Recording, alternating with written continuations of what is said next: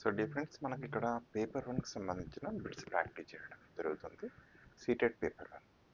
So దయచేసి కొంచెం time తీసుకుందాము, ఎందుకంటే ఎట్లా స్పీడ్ రావాలనేది దీని ద్వారా తెలుస్తుంది. నేను ఫస్ట్ క్వశ్చన్ చూడండి. ఇక్కడ mastery oriented learners typically attribute success to dash and failure to. అంటే మామూలుగా ఎవరైతే నేర్చుకునే సామర్థ్యం మాస్టరీ ఓరియంటెడ్ లెర్నర్స్ వాళ్ళ విజయానికి కారణమేమో డాష్ అంటారు, అదేవిధంగా అపజయానికి కారణం ఇది అని భావిస్తారని ఇస్తున్నాడు. ఒకటి ability and good luck, task difficulty. అంటే గుడ్ లక్ విజయానికి ఏమో బ్యాడ్ లక్ గుడ్ లక్ అంటాం కదా, గుడ్ లక్ ఉంది కాబట్టి విజయం వచ్చింది. టాస్క్ డిఫికల్టీ అనేది రెండు. Ability to effort and bad luck, good luck bad luck ఇక్కడ అంటున్నాడు. ఎబిలిటీ టు గుడ్ లక్ లో ఎబిలిటీ, తర్వాత ability to effort and insufficient effort. So విజయానికి కారణం ఏంటంటే మనం ఎఫర్ట్ పెట్టడం వల్ల వచ్చిందని, అదేవిధంగా ఫెయిల్యూర్ కారణం ఇంకా ఎఫర్ట్ పెట్టేది ఉండే మనం అనేది వారి యొక్క దానికి కారణం అని చెప్పబడుతుంది. సో ఇక్కడ ఆన్సర్ ఏది అంటే తెలుస్తూనే చెప్తుంది, గుడ్ లక్ బ్యాడ్ లక్ అనేది ఏది కాదు. జనరల్గా మనకి ఏంటంటే సక్సెస్ కారణం మనకు మంచి ఎబిలిటీ టు ఎఫర్ట్ పెట్టినాం, అదేవిధంగా అపజయానికి కారణం ఏంటి అంటే మనం ఇంకా ఎఫర్ట్ పెట్టేది ఉండే, ఇన్సఫిషియెంట్ ఎఫర్ట్ అంటే ఇంకా కొంచెం ఎఫర్ట్ పెట్టేది ఉండే, సరైన ఎఫర్ట్ పెట్టలేదు. సో ఇది అట్రిబ్యూట్. సో ఆటోమేటిక్గా ఏంటంటే fourth one is the right answer. ఇట్లా ఒకటి రెండు సార్లు చదువుకోవాలి క్వశ్చన్. సో ఆటోమేటిక్గా చదివితే ఆటోమేటిక్గా ఆన్సర్ వస్తుంది, ప్రాక్టీస్లో స్పీడ్ వస్తుంది. రెండోది చూద్దాం. Which of the following statement represents proximo digital principle of development. అంటే మనకు సిఫాలో కాడల్ అనేది ప్రాక్సిమో డిజిటల్ రెండు రకాలు. అంటే సమీప దూరస్థ నియమం ప్రాక్సిమో డిజిటల్ అనేది తెలుగులో అంటే సెంట్రల్ టు పెరిఫెరీ అని అంటాం కదా. సో అది మనకు అండర్స్టాండ్ చేసుకోవాలి. ప్రాక్సిమో కీవర్డ్ ఇది. Development is multi directional multi dimensional, ఒకటి ఆన్సర్. రెండోది identical twins living in different cultures can develop at different rates. అంటే ట్విన్స్ వేరు వేరు చేస్తారంటున్నాడు, వేరు వేరు దగ్గర పెరిగితే వేరు వేరుగా ఉంటారు.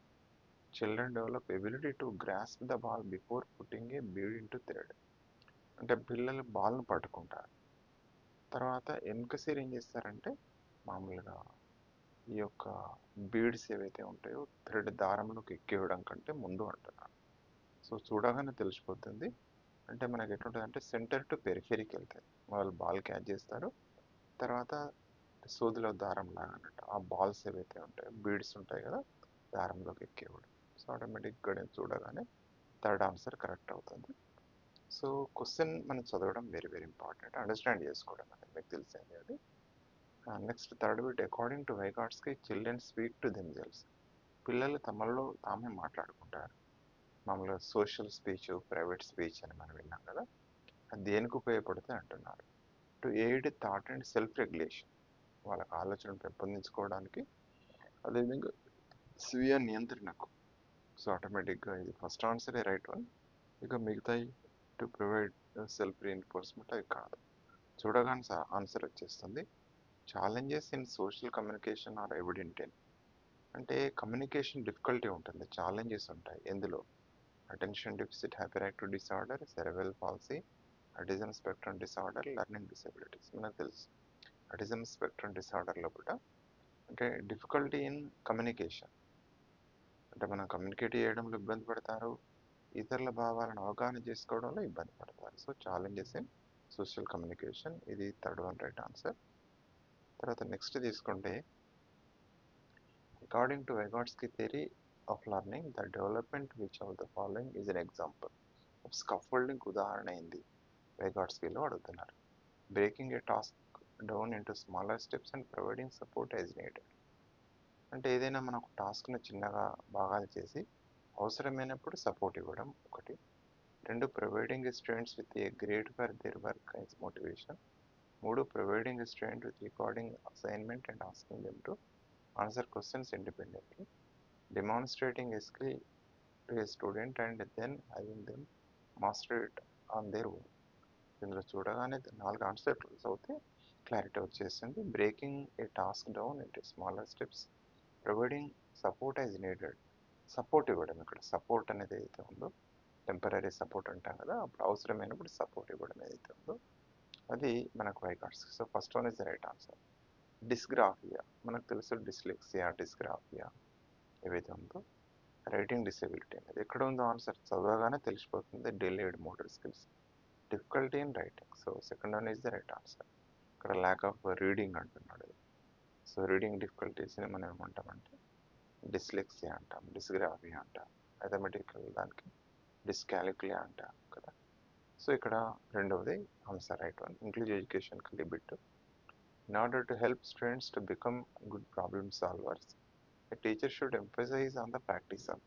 అంటే సమస్య పరిష్కారంలో కూడా పిల్లలు మంచి సమస్యను పరిష్కరించే వాళ్ళు కావాలంటే ఏం చేయాలి?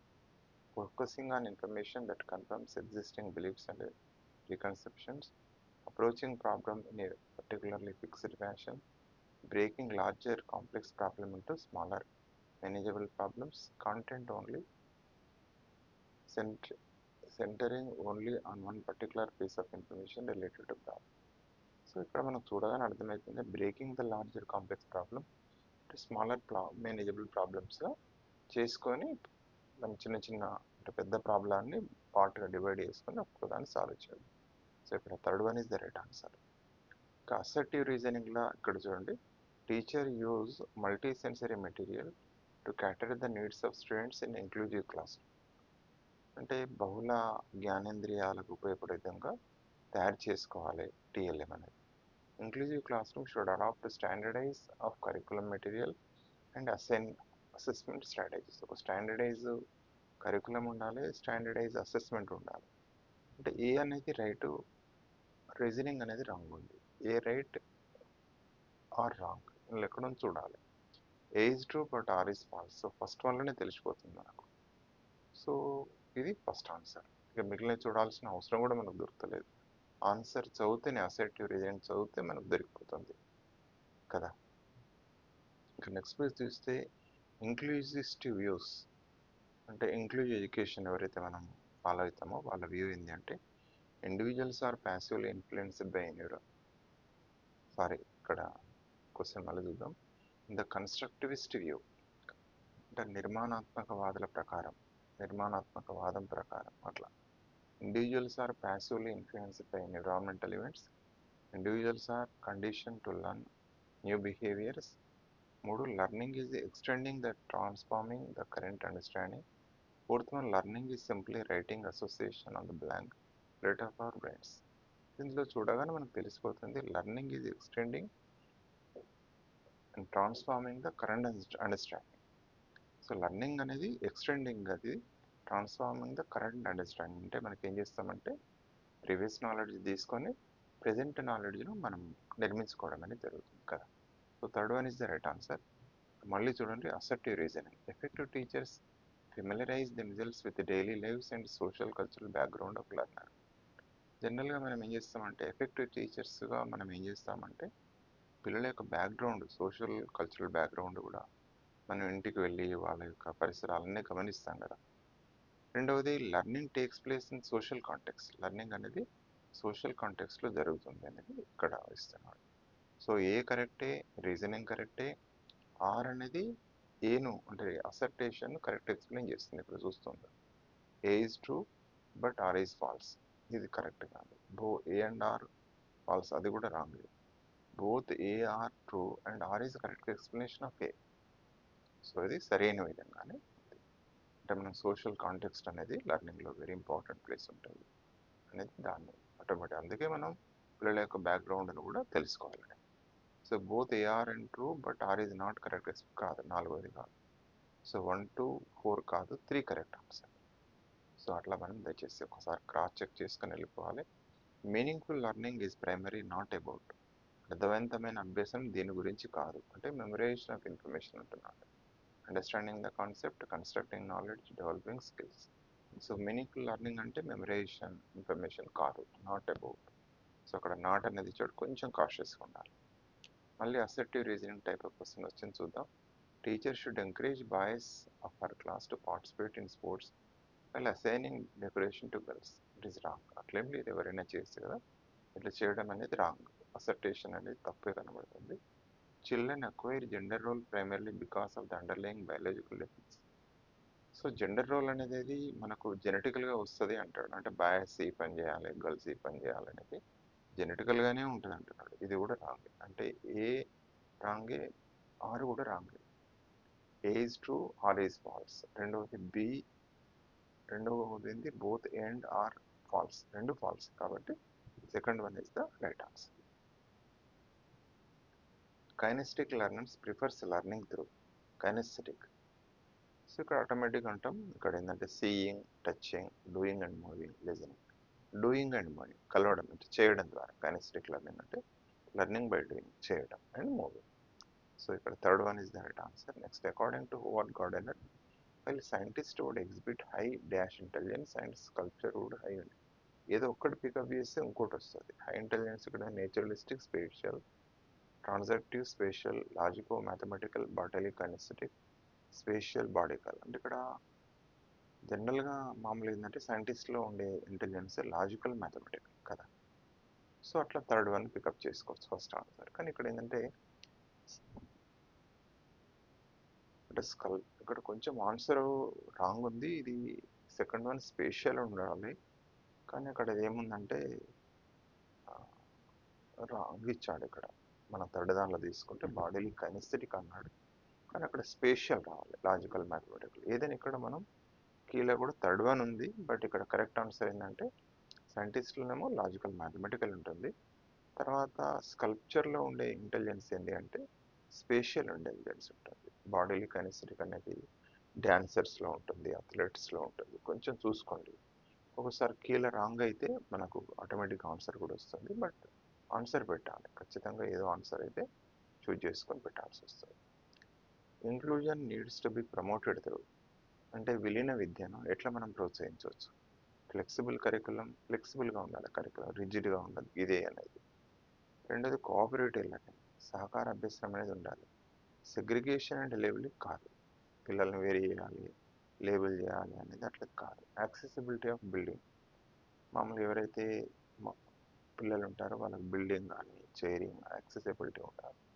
సో ఇక్కడ ఏమేమి కలుస్తున్నాయంటే 1, 2, 4 మూడు ఉండాలి. 1 to 4 ఉన్నది ఎక్కడ, ఫస్ట్ దానిలో 2, 3, 4 ఉంది, 1, 2, 3 ఉంది, 1, 2, 3 ఉంది. ఇక్కడ చూస్తే 1, 2, 3, 4 ఉంది. ఇక్కడ 1, 2, 4 అనేది ఫోర్త్ వన్ కదా. సెగ్రిగేషన్ ఆఫ్ లేబులింగ్ కాకుండా మిగతా 1 to 4 ఉంది కాబట్టి fourth one is the right answer. Children learn better if they experience. Children బాగా నేర్చుకుంటారు ఎప్పుడైతే ఏమంటున్నాడు, లో level of alertness during activity, moderate level of excitement to learn, high degree of anxiety to perform, learned helplessness. So ఇక్కడ చూస్తే ఏముందంటే moderate level of excitement ఉన్నప్పుడు, కుతూహలం ఉన్నప్పుడు వాళ్ళు బాగా నేర్చుకుంటారు. 17 ఏంటంటే మళ్ళీ కూడా అసర్టివ్ రీజనింగ్ మళ్ళీ ఇచ్చారు చూడండి.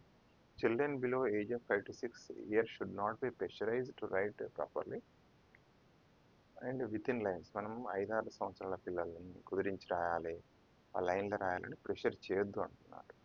కరెక్ట్, ఎందుకంటే వాళ్ళకి మసిల్స్ డెవలప్మెంట్ కాదు కాబట్టి వాళ్ళు ప్రెషరైజ్ చేయొద్దు. Children gain control of finer motor skills from 5 to 6 years, 5-6 సంవత్సరాల తర్వాత నుండి ఈ యొక్క ఫైనర్ మోటార్ స్కిల్స్ ఏవైతే హ్యాండ్ రైట్ రాస్తాం కదా, పెన్సిల్ పట్టుకోవడం కానీ చేయడం కానీ డెవలప్ అవుతాయి. సో ఏ అండ్ ఆర్ రెండు రైటే. R is the correct explanation of reasoning ఏదైతే ఉందో అది ఏ. సో ఇక్కడ చూద్దాం, ఏ అండ్ ఆల్ ఫాల్స్ కాదు, both and R A true, R is false. Both A and R రెండు ఫాల్స్ కాదు, రెండో ఆన్సర్ కూడా కాదు. Both A R true and R is the correct explanation of A. So ఇక్కడ third one answer right, 17 third. Children often comes up with their own explanation of events around them and being probed to why does the train Sia says God was tried to carrying the buckets of water on his shoulders. Such explanation. చిన్న పిల్లలు ఏంటంటే కొన్నిసార్లు కొన్ని భావనలు ఉంటాయి. ఏంటంటే ఇట్లా వర్షం ఎందుకు పడుతుంది అంటే దేవుడు ఇట్లా బకెట్లో కొద్ది నీరు తీసుకుపోతాడు, మేఘాలలో ఉంటాడు, ఇట్లా కుమ్మరిస్తాడు, ఇట్లా ఆ భావనలు ఉంటాయి. ఆ ఎక్స్ప్లెనేషన్స్ ఏమంటారు పిల్లల్లో ఉండే అలాంటి వాటిని. Depict that children have egocentric view and cannot consider others' viewpoint. And illustrate the children are not capable of any reasoning. Prove that children thinking is much lesser than adult quantitatively. indicate that children have navy understanding rooted in their cultural context with which they try to understand English. అంటే పిల్లల లోపల ఎట్లుంటాయంటే అంటే కొన్ని రకాల navy concepts అంటాం అంటే కొన్ని రకాల భావం ఇప్పుడు ఏంటంటే దేవుడు ఉన్నాడు ఇట్లా ఆకాశంలో మేఘాలు ఉంటాయి ఆడ ఆడ ఉంటాడు అలాగే నీళ్ళు గుమ్మరిస్తాడు ఇట్లా అనే భావనలు అవి కల్చరల్లీ రూటెడ్ అంటే కల్చర్లో చెప్తారు కదా తల్లిదండ్రులకెళ్ళో ఎక్కడికెళ్ళో వస్తాయి సో అలాంటి భావనలు ఏర్పడంలో ఇట్లా వస్తుంది అనేది భావన సో ఇక్కడ 1 2 3 కాదు 4th one is the right answer వాటిని నేవీ అండర్స్టాండింగ్ అంటారు నేవీ కాన్సెప్ట్స్ అంటారు ఇలాంటి కాన్సెప్ట్ను క్లియర్ చేయాలంటే మళ్ళీ నెంబర్ ఆఫ్ ఎగ్జాంపుల్స్ ఇవ్వాలి కొన్ని నాన్ ఎగ్జాంపుల్స్ ఇవ్వాలని చెప్పబడింది ఇక్కడ మాత్రం 4th one is the right answer పియాజే డిస్క్రైబ్డ్ కాగ్నిటివ్ డెవలప్మెంట్ అనేది అక్కర్సే పియాజే సంజ్ఞానాత్మక వికాసం ఎట్లా జరుగుతుందని చెప్పారు అంటే continuum 4 overlapping cultural specific stages 4 qualitative different stages 3 progressive levels అంటే 4 దశలు ఉంటాయని చెప్పారు కదా మరి కల్చర్ గురించి ఏం మాట్లాడలేదు 4 క్వాలిటేటివ్ డిఫరెంట్ స్టేజెస్ అంటే pre operational stage sensory motor stage అదేవిధంగా pre operational stage concrete operational stage formal operational stage అన్నది విషయం తెలిసింది అది అట్లా మనకు సహాయపడుతుంది 19th third one is the right answer so next bit during playtime at school Rishabha, a 7-year-old boy, picked up a doll to play with. Some of his peers made fun of him for his choice of time. As a teacher who wants his students to grow up with gender role flexibility, which of the following would be best response to the situation by the teacher? అయితే ఇక్కడ ఏంటంటే రిషిబ్ ఒక 7 సంవత్సరాల పిల్లవాడు ఒక బొమ్మతోటి old boy picked up a doll to play with చిన్న బొమ్మతోటి ఆడుకుందాం అనుకుంటున్నాక వాళ్ళ తోటి పిల్లలు గేలి చేస్తున్నారు అప్పుడు ఏం చేయాలి మరి టీచర్ ఒక ఫ్లెక్సిబుల్ ఉండాలి జెండర్ రోల్ అనేది టీచర్గా ఎట్లా రెస్పాన్స్ ఇవ్వాలి అని అంటున్నారు talk to Rishabh the doll are suitable for girls రిషిప్తో మాట్లాడేది ఆడపిల్లని ఆడుకునేదని చెప్పాలన్నా tell Rishabh that he should play with some of the something else because his friends won't approve him play the అంటే వాళ్ళ స్నేహితులు ఒప్పుకుంటలేరు కాబట్టి వేరే దాంతో ఆడమన్నా let Rishabh play with the doll and tell other children that they can also choose any toy of their choice అంటే రిషబ్ని డాల్తో ఆడుకోమని చెప్తూ మిగతా పిల్లలు కూడా ఎవరికి ఇష్టమైన దాంతో వాళ్ళు ఆడుకోవచ్చని వాళ్ళకి చెప్పడం quietly take away the doll నిశ్శబ్దంగా డాల్ని తీసుకున్నాం అంటే కాదు third one the right answer అంటే ఎవరు ఏ బొమ్మనైనాతో నేను ఆడుకోవచ్చు అని ఆ బాల్ను రిషబ్ని ఆడుకోమని చెప్తూ వేరే వాళ్ళకి చెప్తాను third one is the right answer In developmental terms, a time frame when individual upholds an emphasized sensitivity to particular insensitivities for developing particular skills to function in an efficient manner is referred to as development. ఇక్కడ ఏమంటారంటే critical పీరియడ్గా చెప్పబడుతుంది ఇది incentive period stimulus period అని ఇచ్చాడు మూడవది critical period in order to cater the needs of students struggle with an attention deficit hyper disorder teacher should avoid దేన్ని avoid చేయాలంటున్నాడు అంటే attention deficit hyper active disorder పిల్లలు ఉంటారు కదా టీచర్ షుడ్ అవాయిడ్ దీన్ని అవాయిడ్ చేయాలి creating distractions and making noises flexibility in curricular material and instructions breaking the task into smaller easy manageable parts using multi sensory material so పిల్లలకు distraction కలిగించేటి making నాయిసెస్ను avoid చేయాలి so question కేర్ఫుల్గా ఒకటికి 2 చదవాలి in order to cater the needs of students struggling with attention deficit hyper active disorder teacher should avoid దీన్ని avoid చేయాలి ఏంటది క్రియేటింగ్ డిస్ట్రాక్షన్స్ అండ్ మేకింగ్ నాయిసెస్ను అవాయిడ్ చేయాలి అండ్ అటెన్షన్ డెఫిసిట్ అనేది పాపం వాళ్ళకు దాన్ని అలాంటి పిల్లల్ని అంటే బోధనలో పెట్టాలి ఇక next Lawrence Kohlberg argued that Lawrence Kohlberg ఏం చెప్పాడు మోరల్ డెవలప్మెంటల్ థియరీస్కి వెళ్ళి చూడండి moral development in children occurs in continuous manner. There are a cultural difference in moral reasoning of the children. Moral development occurs progressive in stages. There are gender differences in moral reasoning of children. ఇక్కడ 3 stages కదా మనకు 6 స్టేజ్లు చెప్పారు కదా 3 levels 6 stages. So third one is the right answer. At which level Kohlberg moral development does individual ethical behavioral depends on the mind set of what people think of me. ఇప్పుడు good bye good girl అని అనిపించుకోవాలి అని అనుకుంటాం కదా, అది ఎక్కడ ఏ stage, post conventional, non conventional, pre conventional, conventional అంటే ఆటోమేటిక్గా లెవెల్స్ తీసుకుంటే 3 ఉంటాయి: pre conventional, conventional, post conventional కదా. మనకు ప్రీ కన్వెన్షనల్ ఏవైతుందంటే ఒబీడియన్స్ ఫర్ అవాయిడెన్స్ పనిష్మెంట్ అని అనుకుంటాం. సో అదేవిధంగా ఎక్స్చేంజ్ అంటాం, నువ్వు ఇస్తే నాకేమిస్తావు. అదే రకంగా తీసుకున్నట్టయితే మామూలుగా కన్వెన్షన్లో 2 స్టేజెస్, ఇది గుడ్ బై గుడ్ గర్ల్ అని మనం అనుకుంటాం. తర్వాత సోషల్ ఓరియంటేషన్, సాంఘికంగా మనం నియమాలను పాటించాలి.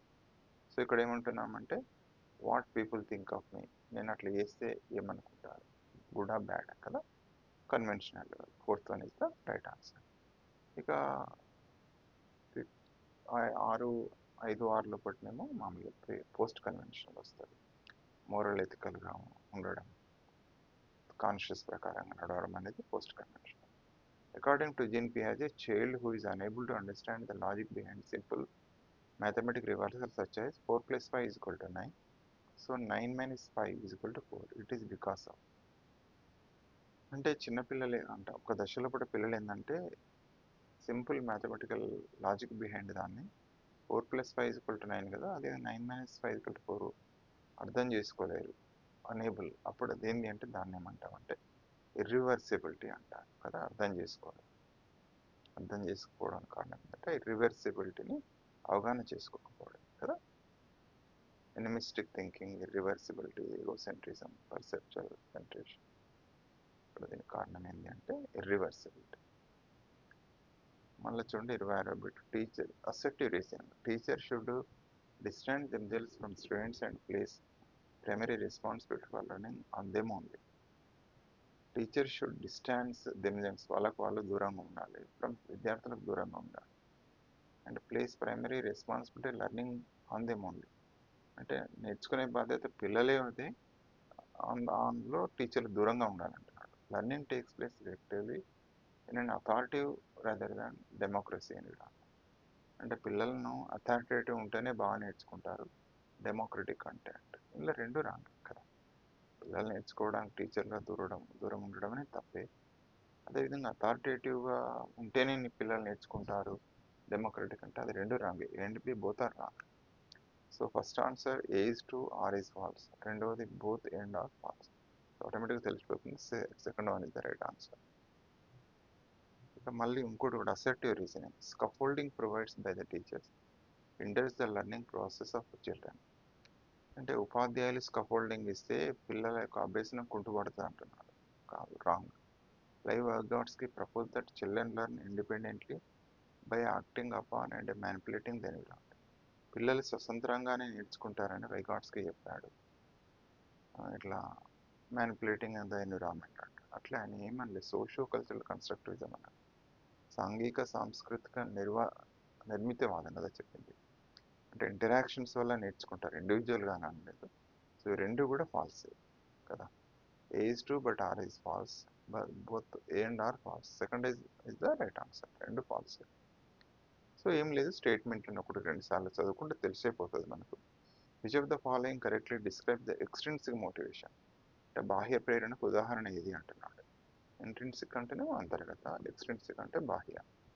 Motivation that come from the environmental consequences, practical వచ్చేది, ఎన్విరాన్మెంటల్ వచ్చేది కదా, దాన్ని ఏమంటామంటే ఎక్స్ట్రిన్సిక్ అంటాడు. రెండో ఆన్సర్ కూడా చూడండి. Motivation that come from the sense of personal satisfaction కాదు. Motivation that comes from personal enjoyment of the task కూడా కాదు. Motivation that comes from the internal factors కూడా కాదు. 3 కాదు, ఎందుకంటే ఎక్స్ట్రిన్సిక్ అంటున్నాడు, బాహ్య ప్రేరణ. Motivation that comes from environmental consequences. Okay, so first one is the right answer. The 2 important cognitive development milestones of sensory motor stage of Piaget theory cognitive development. So sensory motor స్టేజ్లో milestones ఏవి సాధించాల్సినవి? Animism and transformation కాదు, classification seriation కాదు, ఎందుకంటే animism transformation అనేది మామూలుగా pre operation stage వస్తుంది. Classification and seriation అనేది మనకు ఈ కాంక్రీట్ ఆపరేషన్ స్టేజ్లో వస్తుంది. Object permanence and deferred imitation. So వస్తు స్థిరత్వ భావన అనేది కలుగుతుంది. అదేది అంటే third one. Then and deferred అయిపోతుంది. లేదు ఒక్కటి తెలిసినా మనకు ఆటోమేటిక్గా వచ్చేస్తుంది. Reversibility of thought and hypothetical deductive reason. So ఇది కూడా మన కాంక్రీటే. సరే ఏదైనా ఇక్కడ సెన్సరీ మోటార్ స్టేజ్లో దాటాల్సిన మైల్ స్టోన్ ఏంటంటే ఆబ్జెక్ట్ పర్మనెన్స్ అనేది, వస్తు స్థిరత్వ భావన అనేది పిల్లలు సాధిస్తారు కావాలి. ఇక children are born unduly born and needed to be socialized, coming to this world with a genetic code that determine their destiny. అంటే జెనెటిక్స్ నిర్ణయిస్తుంది వాళ్ళ యొక్క డెస్టినిటీని, భవిష్యత్తుని అంటున్నాడు. Are greatly influenced by the social cultural context they grow up in, coming to this world tabula rasa. So ఇక్కడ టాబులా రాసా అంటే ఏమీ తెలియని స్లేట్ లాంటిది అన్నట్టు భావన. మీకు తెలుసంటే బ్లాంక్ స్లేట్. సో ఇక్కడ ఈ 3 1 2 4 3 మన ఎలిమినేషన్లో తీసేయచ్చు. మిగిలింది ఏంటంటే third one or greatly influenced by the social cultural context ద్వారా ఇన్ఫ్లుయెన్స్ అవుతారు పిల్లలు. సో ఈ విధంగా మనకి ఏంటంటే పేపర్ 1కి సంబంధించి మనం బిట్స్ ప్రాక్టీస్ చేసాం. ఏం లేదు, అసర్టివ్ రీజనింగ్ టైప్ ఉంది. జనరల్గా వైగాట్స్కి వెళ్ళి అడుగుతున్నాడు, పిజేఐకి వెళ్ళి అడుగుతున్నాడు, టీచింగ్ లెర్నింగ్ ప్రాసెస్కి వెళ్ళి అడుగుతున్నాడు. సో సిలబస్ ప్రకారంగా దయచేసి వెళ్ళండి. కొంచెం టాపిక్ మీద మనం ఏంటంటే కమాండ్ ఉంటుంది, మీరు డేటస్ ఆల్రెడీ రాశారు. బట్ కొంచెం ఏంటంటే మళ్ళీ ఒకసారి ఇంగ్లీష్ టర్మినాలజీ పికప్ చేసుకోవాలి. సో ఇందులో మనం చూస్తుంటే అసర్టివ్ రీజనింగ్ ఉన్నాయి. చదవడం ఏం లేదు, చదివి ప్రాక్టీస్ చేస్తే మనం సులభంగా చేసుకోవచ్చు. So thank you for watching this video. So దయచేసి కంపల్సరీ సీక్రెట్ వెబ్సైట్లో కూడా ఉన్నాయి ప్రీవియస్ క్వశ్చన్ పేపర్స్, తీసుకొని ప్రాక్టీస్ చేయండి. డైలీ ఒక క్వశ్చన్ పేపర్, ఫర్ ఎగ్జాంపుల్ సిడీపీ ఉందనుకో, డైలీ 1 పేపర్ చేసిందేనే మళ్ళీ ఒకసారి చేసిన పర్వాలేదు. సో థ్యాంక్ యూ అండి. మన డౌట్స్ ఉంటే నాకు మెసేజ్ పెట్టండి 9949038868. So one thing please don't forget, kindly subscribe for our channel. మన ఛానల్లో పట్ట సీటెట్కి సంబంధించిన దాదాపు 50 వీడియోస్ విత్ ప్రాక్టీస్ బిట్స్ మనకు ఉన్నాయి, మీకు చాలా యూస్ఫుల్ అవుతాయి. సో కేశవరావు సైకాలజీ పెడగాచి ఛానల్కి మీరు సబ్స్క్రైబ్ చేసుకోండి. మన ఛానల్ని కూడా మీ పిల్లలకు పరిచయం చేయాలి. థ్యాంక్ యూ అండి. Thank you very much.